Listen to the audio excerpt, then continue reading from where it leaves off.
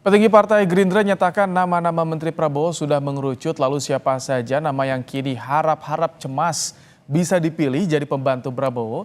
Kita bahas bersama juru bicara Prabowo Subianto, Dhanil Anzar Simanjuntak, dan Direktur Eksekutif Trias Politika Strategis Agung Baskoro. Selamat sore Bang Dhanil, Mas Agung. Selamat sore Mas, Sore Mas Ibrahim. Assalamualaikum. Waalaikumsalam. Bang Dhanil, sekarang kan Ya, katanya sudah mengerucut, nama-nama juga sudah mulai banyak tersebar nih. Ini jika dari nama-nama yang tersebar saat ini, berapa persen sih kans mereka ini kemungkinan akan dipilih oleh Prabowo Subianto mengisi pos menteri, Bang Dhanil? pertama tentu yang paling tahu itu adalah Pak Prabowo Subianto. Tentu ini adalah hak prerogatif beliau. Tentu tebak-tebakan yang sedang dilakukan publik pada hari ini sah saja. Ada harapan tentu, harapan terutama mereka-mereka yang berharap menjadi menteri tentu punya harapan. Kemudian kelompok-kelompok masyarakat juga punya harapan. Oke. Partai politik apalagi terutama partai politik pengusung juga punya harapan, itu sah saja. Publik terutama karena berharap tentu yang akan membantu Pak Prabowo di kabinet nanti adalah orang-orang yang mampu mengakselerasi dan menerjemahkan serta melaksanakan program serta visi misi Pak Prabowo sebagai presiden dan memenuhi semua janji politik Pak Prabowo ketika berkampanye pada periode yang lalu. Jadi Pak Prabowo tentu melihat kemudian yang beredar nama-nama hari ini, ya beliau menganggap itu ada harapan, ada keinginan. Nah itu hal yang wajar saja. Tapi Bang Dhanil, kalau Pak Muzani sampai bilang namanya sudah mengkerucut, ini mulai deg-degan. Kalau dari 100%, ini berapa persen sih nama-nama yang sudah fix ini akan mengisi pos menteri nih Bang Dhanil? Apakah lebih dari 50%? Saya tidak berani menyatakan persentase terkait dengan itu. Yang jelas bisa saja banyak perubahan, bisa saja banyak juga pertimbangan karena Pak Prabowo tentu terus Tapi di atas menerima 50%, Bang masukan. Dhanil. Saya tidak berani mengeluarkan angka. Yang Agak jelas susah nih Bang Dhanil ya untuk ya, bocorannya. yang jelas Pak Prabowo terus masih mempertimbangkan, terus berdiskusi, dan pada akhirnya keputusan final ada pada pertimbangan Pak Prabowo sendiri. Oke, Mas Agung, dengan nama-nama saat ini yang beredar nih, ramai sekali jadi perbincangan. Ada yang bilang deg-degan juga tentu namanya. Kansnya bagaimana? Peluang mereka bagaimana, Mas Agung? Iya, saya kira nama-nama yang muncul di publik ini bagus untuk kita telaah bersama ya. Dan saya kira ini bisa menjadi tradisi baru ketika nama-nama itu diumumkan lebih awal. Sehingga apa? Sehingga publik bisa terlibat dan partisipasi masyarakat bisa lebih dibangkitkan kembali. Karena ini bukan hal yang hal yang baru, dan saya kira bagus untuk pendewasaan demokrasi kita. Karena ketika nama-nama itu muncul, kemudian ada banyak hal bisa dilakukan, uji publik, uji teknokratis, uji politis, ya, uji yang lain, ya, keterlibatan lembaga-lembaga seperti KPK, PPATK, Komnas HAM, dan seterusnya. Ini bagus, supaya apa? Nama-nama ini memang benar-benar terfilter dengan baik, dan akhirnya publik mendapati nama-nama orang yang berkualitas, berintegritas, dan punya rekam jejak yang tinggi. Karena apa? Jangan sampai nama-nama yang beredar itu tidak melewati tahapan itu. Ya nggak apa-apa, Pak Prabowo menyeleksi itu oke, satu hal. Tapi publik di sini bisa kemudian melakukan banyak alternatif filter supaya apa? Supaya nama-nama yang beredar ini memang benar-benar sesuai dengan kebutuhan publik dan aspirasi elit juga di saat yang sama. Kenapa? Karena hak prerogatif itu saya sering menyampaikan berdiri sama seperti halnya dengan kewajiban prerogatif seorang presiden. Walaupun ini belum ada aturan tertulisnya, tapi kewajiban prerogatif itu artinya sama nalarnya dengan hak prerogatif tadi. Kalau hak itu elit, ya, kalau hak kewajiban ini publik gitu. Jadi sama dan setara, dan ketika nama-nama ini muncul, dan saya berharap Pak Prabowo berkenan memunculkan nama-nama dari beliau, dari kantong beliau, supaya apa? Supaya kita bisa membedah bersama, Mas Ibrahim. Dan ini penting agar Oke. apa? Bang Daniel, apakah beberapa kali kita lihat ada konfigurasi nama-nama yang cukup berbeda dalam beberapa pekan terakhir? Apakah ini bagian dari untuk uji mengetes bagaimana reaksi publik, respons publik terhadap dengan bakal calon kabinet Prabowo Gibran nantinya, Bang Daniel? Yang jelas tidak ada sumber formal yang menyebarkan atau mempublikasikan nama-nama yang hari ini beredar di ruang publik. Jadi tentu Pak Prabowo juga sejak awal tidak pernah menyampaikan sengaja menyebar Mm-mm. atau memang mau menyebarkan nama-nama calon menteri beliau yang Mm-mm. jelas yang hari ini beredar di publik, kami menangkapnya sebagai sebuah harapan saja, Mm-mm. sebagai sebuah aspirasi beberapa pihak ya yang memang eh, ingin bekerja bersama Pak Prabowo, membantu Pak Prabowo.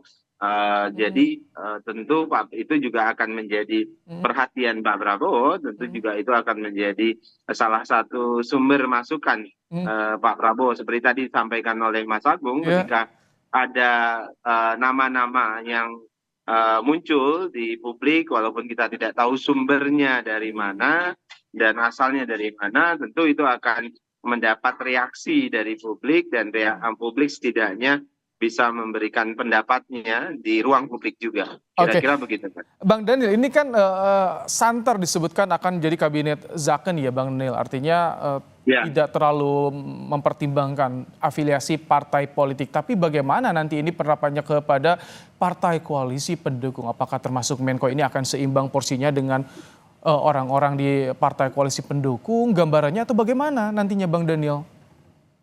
Yang jelas sejak awal tentu partai politik, terutama partai politik pendukung itu adalah kelompok prioritas yang akan duduk di kabinet Pak Prabowo. Itu otomatis, Mas. Mm-mm. Tapi tentu syaratnya ada. Tadi yang sering disebutkan Pak Prabowo adalah mereka-mereka yang diajukan oleh partai politik, dalam hal ini partai koalisi pun juga harus memiliki keahlian, harus zaken gitu lah, Mm. punya skill, dan tidak cukup hanya skill tapi juga punya integritas yang sering saya sebutkan beberapa waktu lalu, dan juga Mm-mm. Pak Prabowo sering dalam berbagai kesempatan mengingatkan bahwasannya agenda anti korupsi itu harus menjadi ruh pemerintahan beliau nanti.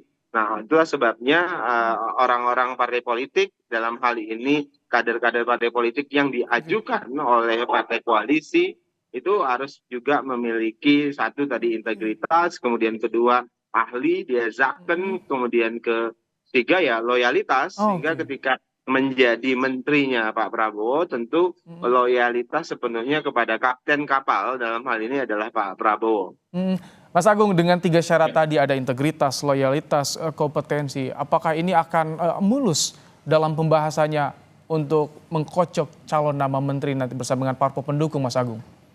Ya, kalau melihat rekam jejak Pak Prabowo memilih ya orang-orang di sekelilingnya, saya kira hal semacam ini hal yang biasa. Tapi yang jadi soal ini kan dalam perahu besar ya, koalisi yang cukup gemuk gitu, dan otomatis ada hal-hal yang saya kira menjadi trade-off. Hmm, Dalam konteks misalnya kita bicara nalar politik akan kemudian trade-off dengan nalar teknokratik misalkan. hmm, Kemudian bicara nalar teknokratik, kemudian ada trade-off juga dengan nalar publik.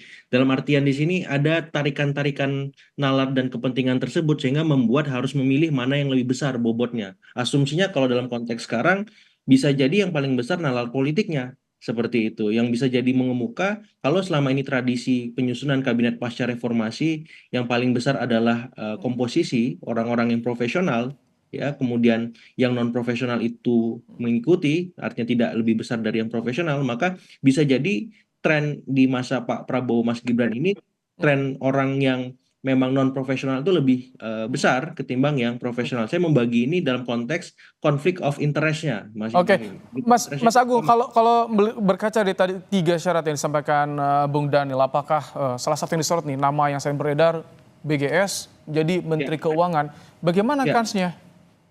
ya, saya kira kemungkinannya ada ya seperti itu, tapi memang nama menteri dalam konteks keuangan seperti ya, apalagi di bidang ekonomi itu kan pasti tidak hanya satu nama, Mas Ibrahim, pasti ada dua tiga nama, dan saya kira ketika nama Pak BGS muncul itu dalam tanda petik ada harapan yang lain yang memunculkan seperti itu. Jadi saya melihatnya dalam nalar tersebut adalah nalar yang memang masih ada kepentingan-kepentingannya. Oke. Karena kalau misalkan hanya satu nama, saya khawatir itu justru kurang solid untuk dibedah secara lebih lanjut ya, misalkan tadi ya secara publik, secara politik, secara teknokratik, dan secara Oke. yang lain. Matriksnya itu ada banyak, Mas. Apakah dia mewakili ormas, apakah dia mewakili kepentingan, apakah dia mewakili suku, agama, ras.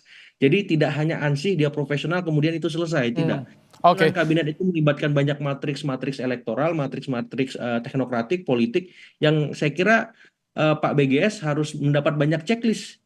Semakin banyak checklist dipenuhi, semakin besar kemungkinannya beliau Nah, dan profilingnya saat ini sejauh mana tentu soal pembahasan nama menteri. Bang Daniel, terakhir, apakah sudah mulai di profiling calon-calon, termasuk apakah kemarin yang dipanggil ke Hambalang itu untuk bagian dari profiling, Bang Daniel? Terus terang Pak Prabowo tentu sejak awal itu sudah melakukan profiling terhadap calon-calon menterinya, termasuk kan statement Pak Prabowo misalnya di beberapa waktu yang lalu di penutupan Rapimnas Partai Gerindra, bahwasannya sebagian menteri-menterinya Pak Jokowi akan beliau pertimbangkan untuk membantu beliau nanti pada pemerintahan Pak Prabowo. Nah itu itu jelas bahwasannya Pak Prabowo sudah melakukan profiling terutama di kalangan internal kabinet pada hari ini. Juga profiling tentu terkait dengan nama-nama yang diajukan oleh partai politik koalisi dan diajukan oleh kelompok-kelompok masyarakat yang lain. Jadi semuanya beliau lakukan profiling, melakukan screening dengan ketat untuk memastikan bahwasannya mereka yang dipilih Pak Prabowo adalah orang-orang yang akan bisa membantu Pak Prabowo di 5 tahun ke depan. Oke, terima kasih Bung Daniel Anzar Terima Simanjuntak, kasih, juru sama-sama. bicara Prabowo Subianto, dan juga Mas Agung Baskoro, Direktur Eksekutif Trias Politika Strategis, telah bergabung dalam program Kompas Petang sore hari ini. Terima kasih.